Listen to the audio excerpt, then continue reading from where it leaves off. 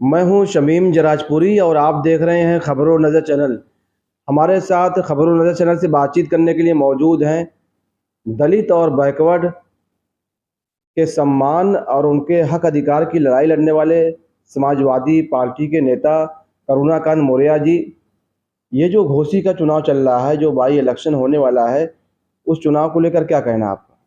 सबसे पहले तो आपके चैनल के सभी दर्शकों को हमारी तरफ से नमस्कार। जो घोसी का चुनाव चल रहा है, घोसी के चुनाव में समाजवादी पार्टी एक तरफा चुनाव जीतने जा रही है। वहाँ पे अभी कल हमारे राष्ट्रीय अध्यक्ष जी का संबोधन हुआ है घोसी में। जो अपार भीड़ घोसी में देखने को मिली, ऐतिहासिक जनसभा जो उन्होंने संबोधित किया, उसका संदेश गांव-गांव तक गया और लोग राष्ट्रीय अध्यक्ष की बातों को पे एतबार करते हुए और घोसी में बड़े अंतर से जीत दिलाने का काम करेंगे। मुद्दा क्या होगा घोसी चुनाव में? देखिए, सबसे बड़ा मुद्दा तो ये है, जो भाजपा के कैंडिडेट हैं वो समाजवादी पार्टी से चुनाव जीते थे, तो लोगों के जेहन में आज ये बैठ चुका है, अगर इनको विधायक ही बनना था तो ऑलरेडी जनता ने विधायक बना दिया था। जनता ने जब विधायक बना दिया था तो उपचुनाव थोपने की आवश्यकता क्या थी? ये जनता का बड़ा मुद्दा है। हर व्यक्ति का ये सवाल है कि आपको हमने विधायक बनाया था, जब आपको विधायक बनना था तो आपने इस्तीफा दे करके फिर चुनाव क्यों लड़ा? हमने तो विधायक आपको बनाया था। तो जनता खास करके इस बात को लेकर के बहुत ही गुस्से में है कि हमने आपको विधायक बनाया, आप हमारे लिए काम करने के बजाय, हमारे लिए संघर्ष करने के बजाय आपने इस्तीफा दे के हमें फिर चुनाव में झोंक दिया। तो इसलिए वहाँ की जनता इस बार निश्चित तौर पे, एक तो ये बड़ा मुद्दा है। दूसरा मुद्दा भारतीय जनता पार्टी की गलत नीतियाँ, जो दलित बैकवर्डों के खिलाफ लगातार भारतीय जनता पार्टी काम कर रही है, उनके आरक्षण को समाप्त कर रही है, संविधान में संशोधन लगातार करके सरकारी निगमों को, सरकारी विभागों को प्राइवेट हाथों में दे करके जो दलित बैकवर्ड को आरक्षण के तहत नौकरी मिलती थी, जब वो प्राइवेट कर देंगे तो वहाँ कोई नौकरी नहीं मिलेगी। तो इन नीतियों के खिलाफ नौजवान वहाँ लामबंद है। दूसरा, किसान आज पूरे क्षेत्र में, पूरे पूर्वांचल में बारिश न होने के कारण 90% धान की रुपाई नहीं हो पाई और आज किसान सिंचाई के भरोसे धान पैदा नहीं कर सकता। बारिश ईश्वर, जब कुदरत की बारिश होती है तो धान की पैदावार अच्छी होती है, धान पैदा हो जाते हैं, लेकिन धान की पैदावार और रुपाई ही नहीं हो तो पैदावार कहाँ से होगी? तो अब तक इस सरकार ने किसानों के लिए कोई घोषणा नहीं की, जबकि इसको सूखा घोषित कर देना चाहिए था, लेकिन सूखा घोषित नहीं किया। तो निश्चित तौर पे किसानों के साथ छल है। जी। ये जो चुनाव हो रहा है, ये इंडिया महागठबंधन जो बना है, कहीं न कहीं जो है जनता उसको भी देखेगी, या इंडिया महागठबंधन का ये पहला टेस्ट है और इसका असर जो है 2024 के चुनाव पड़ेगा? देखिए, इंडिया गठबंधन निश्चित तौर पे इस चुनाव में भी इंडिया गठबंधन के जो दल है उस तरह से तो कोई घोषणा नहीं है, लेकिन जैसा कि देखने को मिल रहा है और कुछ दलों ने समर्थन पत्र भी अपना जारी कर दिया है, तो निश्चित तौर पे जो इंडिया गठबंधन बना है ये सबसे बेस्ट गठबंधन है और ये 2000 इस चुनाव को तो हम जीतेंगे ही जीतेंगे। 2024 के लिए ये चुनाव निश्चित तौर पे विपक्ष के लिए एक संजीवनी का काम करेगा और ये संदेश देने का काम करेगा कि इंडिया बनने के बाद अब कोई चुनाव इंडिया गठबंधन नहीं हारने जा रहा। ओपी राजभर तो कह रहे हैं कि जो दलित हैं, बैकवर्ड हैं, ओबीसी समाज है, वो भारतीय जनता पार्टी के साथ है, दारा सिंह चौहान को वोट देकर जिताएगा, और उनकी जो बयानबाजियां हैं उसको लेकर क्या कहना है?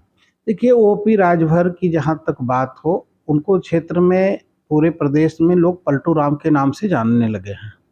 अब गांव में कहीं चर्चा करेंगे तो लोग ओपी राजभर न कह करके उनको सीधे संबोधन पलटू राम के नाम से किया जाता है।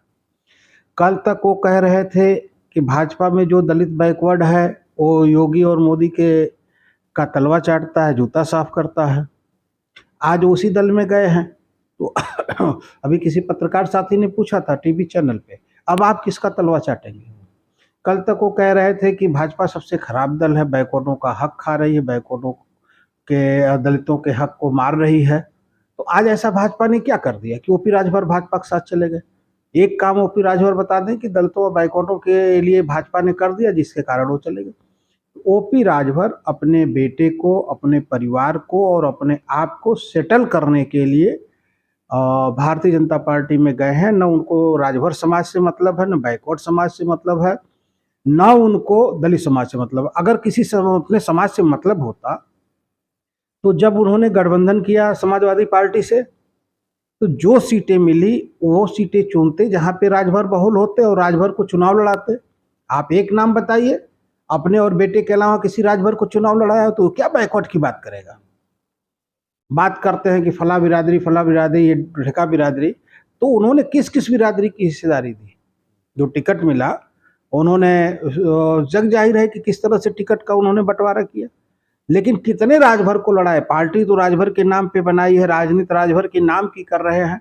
कई राजभर को उन्होंने चुनाव लड़ाया और किस जनपद से लड़ाया।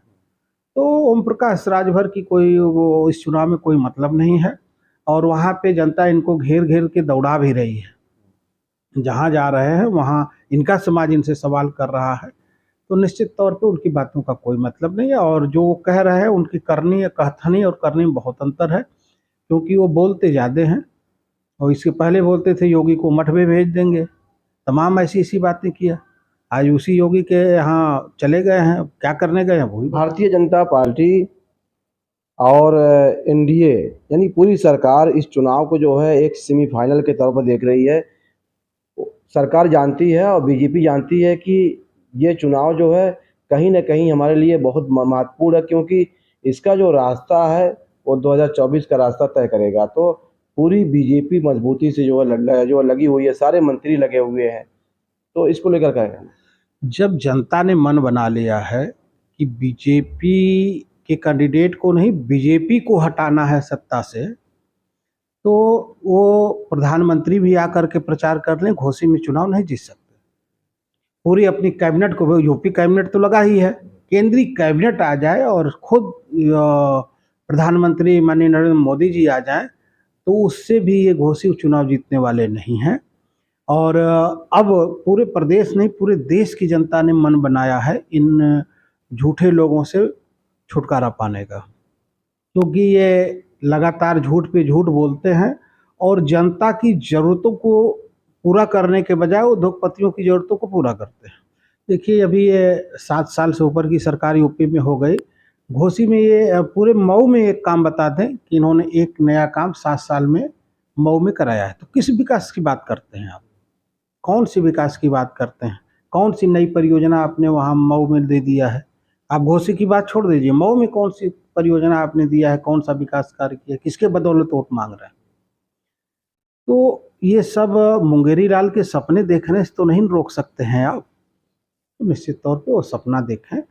और घोसी की जनता ने मन बनाया है और घोसी में जातिवाद के सारे समीकरण टूट गए हैं। इस बार केवल और केवल समाजवाद की लहर चल रही है और सारी जातियों के लोग एक साथ आकर के भारतीय जनता पार्टी को हराने का काम करेंगे। ये थे करुणाकांत मौर्य जी, जो खबरों नज़र चैनल से बातचीत कर रहे थे। आप समाजवादी पार्टी के एक ज़मीनी नेता हैं और दलित और बैकवर्ड के सम्मान, स्वाभिमान और उनके हक अधिकार की लड़ाई लड़ते रहते हैं।